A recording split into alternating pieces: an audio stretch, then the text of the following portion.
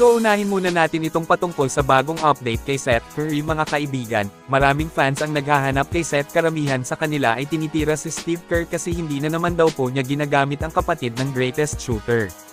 Pero para sa mga hindi pa nakakaalam mga kaibigan, may injury po si Seth, siya ay may sciatic nerve related injury.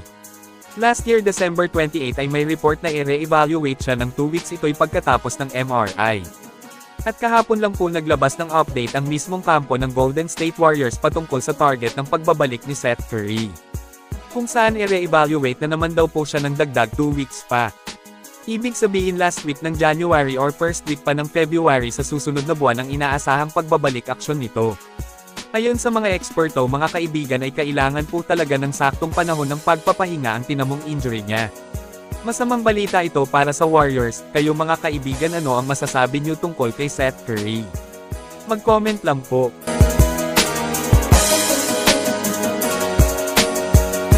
Ngayon ay i-review po natin ang kakaibang performance na ipinamalas ni DeAnthony Melton sa bakbakan kontra Portland Trail Blazers.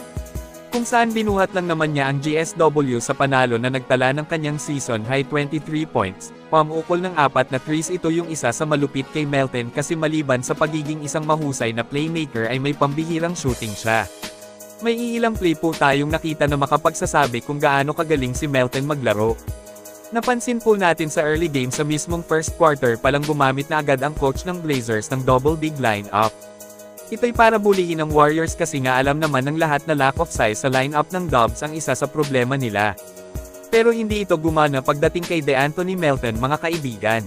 Kung saan walang takot na inaatake pa nga niya ang depensa ng Portland. Ito tingnan nyo, nag-zone ang Blazers at inilagay ng primary defender ni Melton si Robert Williams III pero walang kahirap-hirap lang na nilusutin ng Warriors guard. Ibang klase talaga ang bit-bit na abilidad nitong si Melton, sabi nga ni Kerr dynamic and skilled player siya.